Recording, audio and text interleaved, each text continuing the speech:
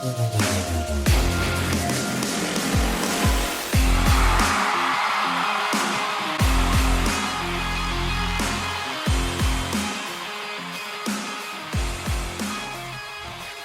so a big test here for the Colts as they travel to Los Angeles tomorrow at 4:05 p.m. Well, they're not traveling tomorrow at 4:05 p.m. They're playing tomorrow at 4:05 p.m. And I say tomorrow, you also may be listening to this the day of the game. Point being, Colts versus Chargers this week in Los Angeles. And you have two teams coming off close wins against opponents that I guess each of the respective fan bases, despite the fact that they walked away with a victory, perhaps thought that their team should have maybe won in more convincing fashion, right? Obviously, as Colts fans, we know that we played the Cardinals, and I thought that was just a perfectly fine game of NFL football. I mean, sometimes that's just how it goes. It's a competitive league, but some Colts fans said that that win left a little bit to be desired. But the Chargers, of course, coming off a similar victory in their own right against the Dolphins, 29-27 in a game that they almost found a way to lose and ultimately pulled it out in the end because that's what the Dolphins do. They find ways to lose games. And the Chargers, as a Colts fan or a team that I kind of have some bad memories associated with. Here's a flashback for you. I believe the year was 2009. Off the top of my head, I think it was 2009. The Colts versus the Chargers in the playoffs, back when Phillip Rivers was the quarterback of the Chargers. And then, of course, Peyton Manning, the almighty Peyton Manning, was the quarterback for the Indianapolis Colts. And the Chargers are in like a 3rd and 20 situation in overtime. And they essentially try to succeed the drive and do a draw to Darren Sproles. So anyone who knows him and maybe WWE fans know he's like the Rey Mysterio of running backs, right? So there's not a whole lot of beef there. Ayo, pause. If you're Darren Sproles, number 55, Clint Sessions, blows it up in the backfield, has them all but tackled, and ends up pulling his face mask, gives the Chargers a free first down, and then Darren Sproles runs the thing 20-plus yards into the end zone. And I just remember taking my remote and just whipping it across the room into the wall, waking up my mom. It's one of the very few poor childhood memories I have of the Indianapolis Colts, but I kind of always associate the Chargers with that memory from that day. That being said, of course, that was 15 plus years ago, right? And times are a little bit different now. They don't have Phillip Rivers at quarterback anymore. They have a fellow Justin playing quarterback, dating Madison Beer, the supermodel. And then, of course, our quarterback, Indiana Jones, at least should be dating Kay Adams, although this is not official yet. I'm waiting for it. I ship that relationship, but that's neither here nor there. And we have a game where the Colts, despite being 5-1, the number one seed in the AFC, are 1.5-point underdogs against the Chargers, who are again at home. And really, for what it's worth, 1.5 points in a spread in football, I mean, that's practically a pick'em game. You're talking basically 50-50 at that point. As I said, again, the Colts 5-1, but the Chargers, one of a number of 4-2 teams in the AFC and the current leaders of the AFC West. So this is a pretty big game, all things considered, really high stakes for a Week 7 game. Of course, we're not in the back end of the season, but at this juncture of the year, you're talking about a real important game and one that is potentially a playoff preview here that we're getting in Week 7 of the NFL season. And both teams are dealing with a number of injuries. I guess biasly so, I would think that the Colts are dealing with the worst side of it, but you do look at the Chargers and say, okay, you're missing 2 starting offensive linemen in what is this guy's name? Trey Pipkins, he's their starting right tackle, and then Joe Alt is doubtful. I've never seen a guy be doubtful and actually play. I don't even know why that designation exists. But nonetheless, you're talking about 2 starters who are missing. Khalil Mack, we'll see. And then, of course, as we know, they're already missing a lot of their running backs. They're down to their 3rd and 4th stringer at the running back position. The Colts, on the other hand, Kenny Moore, as we know, coming back. But Josh Downs out with the concussion that he sustained in last week's game. Charvarius Ward out with a concussion that he, got in pregame warmups 30 minutes before the game started last week. Ashton Doolin was kind of a surprise this week. He didn't get one single practice in with a chest injury of sorts, so he's out as well. And those are kind of the big injuries that you look at for the Indianapolis Colts right now in terms of guys that aren't playing. And, of course, the wide receiver position without Doolin and Downs is kind of the big story for the Indianapolis Colts from an injury perspective. Like Charvarius Ward, we're all used to seeing our backup corners in the football game, so we know what that's going to look like. But from a receiving perspective, we know Adonai Mitchell, who, of course, right now is being associated with the game against the other Los Angeles team in the Los Angeles Rams. He has a chance to go back to LA and redeem himself. But then also Anthony Gould is a part of this as well. He's really been a return specialist for us. But when you look back to training camp in the preseason, he's a guy ultimately that the Colts have used as their backup slot receiver. So I'm kind of curious to see how all of this stuff shapes out without Josh Downs on the field, because Josh Downs is a guy for the Indianapolis Colts who really is kind of a one-of-one talent in the sense that he's the only guy that brings specifically what he brings to this offense. So they're going to have to supplement that a little bit. And I think it's going to kind of be not just one guy. It's not, I don't think, just going to be Anthony Gould taking over those duties, but I do think you're going to see a mixture of guys out of the slot. But neither here nor there. Today, what we're going to talk about, as we always do, we're going to preview the game and kind of what I'm looking at going into it. We're going to talk about the keys to victory on the offensive side of the ball and the keys to victory on the defensive side of the ball. It's going to be tough against those Chargers receivers. And then we're going to talk about maybe some key matchups, my prediction for the game, and ultimately kind of what I think you're looking at for the Indianapolis Colts going into this one. And then at the end, we'll hit the parlay of the week, as we always do, and then we'll get on with the rest of our weekend. And then you'll see me again Monday morning for the post-game reaction. But before we do that, you know what it is? I got to introduce the show. My name is Justin. This right here is the Ride on the Bench Colts podcast. As always, ask anyone watching and enjoying the show, go ahead, shoot a like. It's going to help me get out to as many Colts fans as humanly possible. Of course, subscribe. If you want to be a part of the journey, I keep saying it, 4,000, we're right there. We might even get there this week. So if you keep coming back and joining the show, perhaps it's your first day here, and you don't mind what it is that you're hearing so far, hit that subscribe button, help me get there, and then we'll have to change the intro. I don't know. Maybe we'll say on our quest to 4,500, on our quest to 5,000. I like 5,000. I like the way that sounds. Audio listeners, leave a five-star review. Let the people know how much you're enjoying the show, but most importantly, be civil in the comments section. You don't know what the person on the other end of the keyboard is going through. Of course, this is a game preview, so we have Colts fans here. We might even have some Chargers fans here. Ultimately, this is a game, right? It's the game of football. It's very competitive, but, you know, there's no need for this to degrade into anything absurd, okay? We're out here watching our teams. They go out, fight on the field, and we kind of sit here on our couches and talk about it, right? That's all we have to do. No big deal. Big whoop.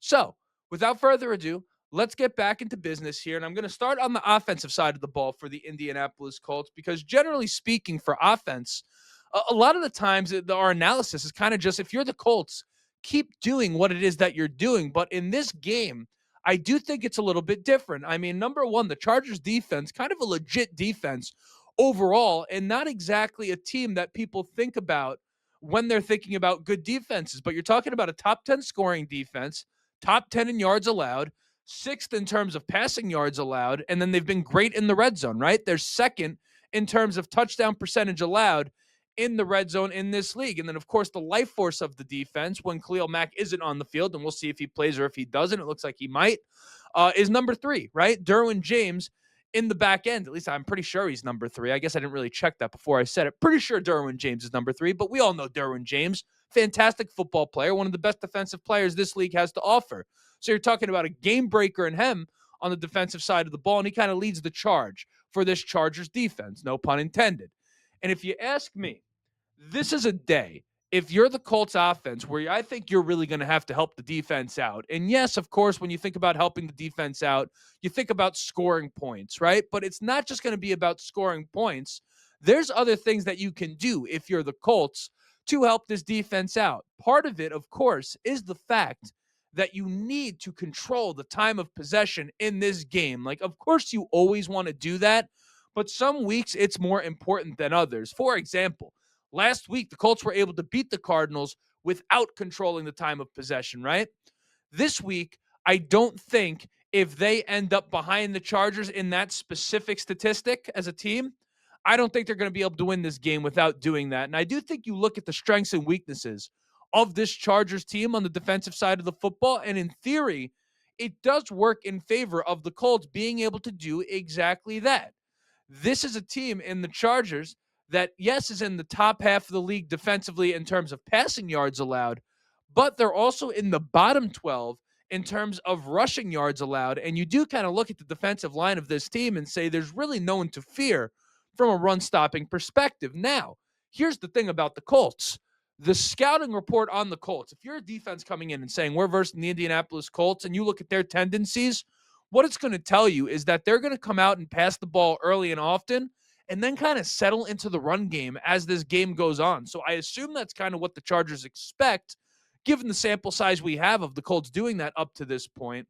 But I think if you're the Colts, if you do that and you're not successful early, you're kind of playing right into the Chargers' hands. And I think you have an opportunity, if you're the Colts, to really kind of come out and flip the script and sort of break your tendencies early in this game and sort of catch the Chargers off guard and set the tone with a level of physicality.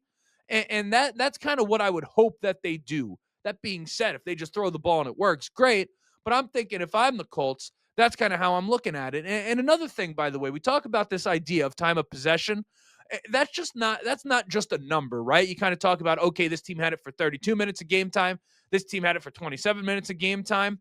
And yeah, that's all good and well. But really, when you think about time of possession, the way I'm thinking of it more so is it's really achieved through moments in the game, right? Through situations. Like there's going to be times throughout the course of this game against the Chargers where that receiving core and that quarterback are going to be doing a number on you, right?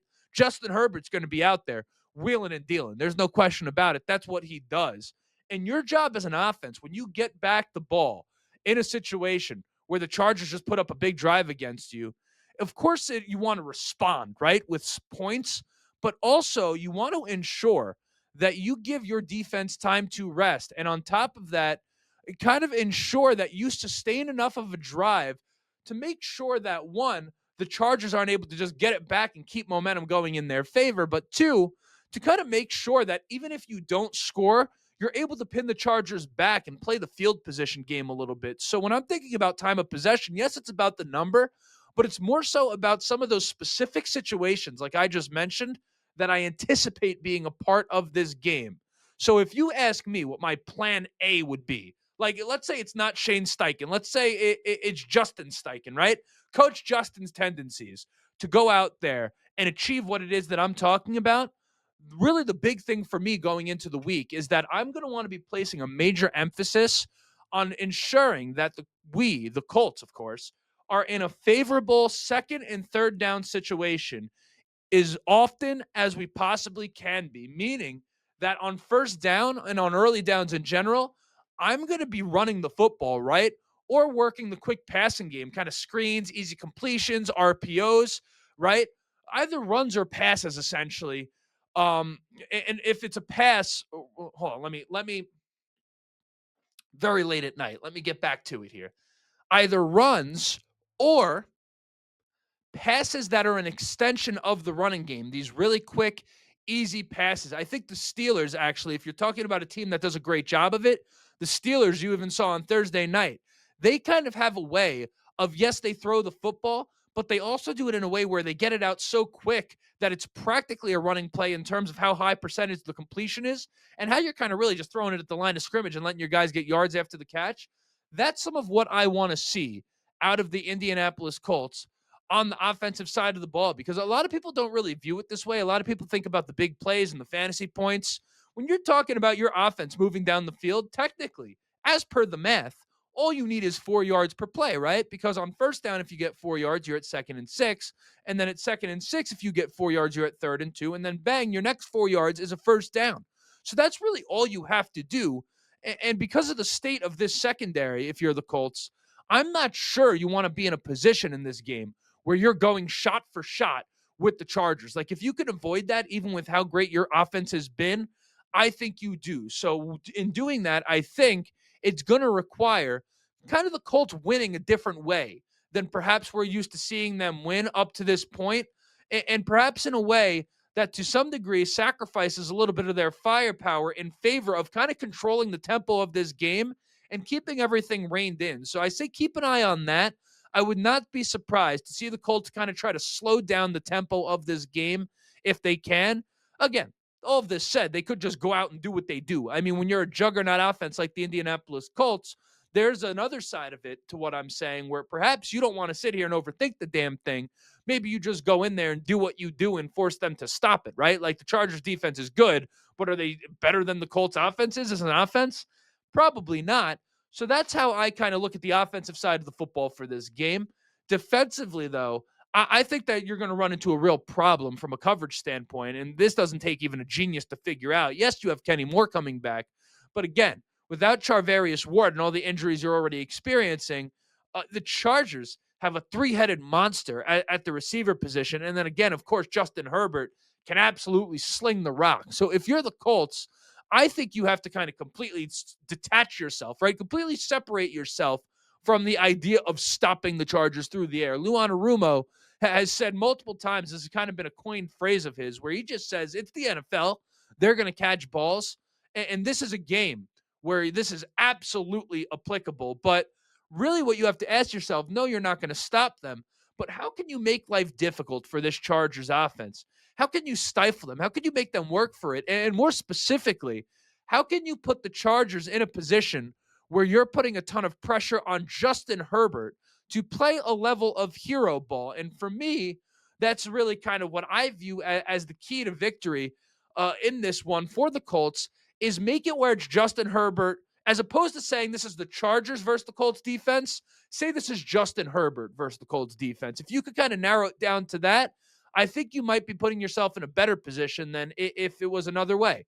And really, that comes down to doing two things. One, you have to limit the explosive plays that this Chargers offense accumulates. And Quentin Johnson is a guy that has been absolutely nuking defenses this year. Just bad. I mean, every single week it seems like he plays. There's just big play after big play with this guy. I mean, he's a big guy. He's rangy. He's fast, right? He's explosive. And I'm not sure that the Colts right now have a single player that's an answer for him. So I don't think you could just do what you might do and say, all right, we're just going to put Charvarius Ward on him, of course, because he's not there. But what are you going to do? Put Jonathan Edwards on him? You're going to put Mekhi Blackman on him? It's not going to work out. So, fine. Maybe what you want to do is say, okay, we're going to do that patented shell coverage that's kind of become trendy in the league and say, hey, we're just going to drop our two safeties back and we're going to make sure we funnel everything underneath us. We'll give you the completions, but we're not going to let you get over the top. And that's fine to do. But the Chargers, when you do that to them, they have two guys in Keenan Allen and Ladd McConkey who are kind of specialists in the short and intermediate part of the field, and they're going to eat you alive in that situation. Again, as I said at the top of this thing when we were talking about the defense, you're not going to stop the Chargers. Like, they're going to catch footballs against you. That's going to be a massive problem. But I would say if I'm the Colts, I would be trying to limit the explosive plays over everything else and then ultimately force them to earn every single yard, right?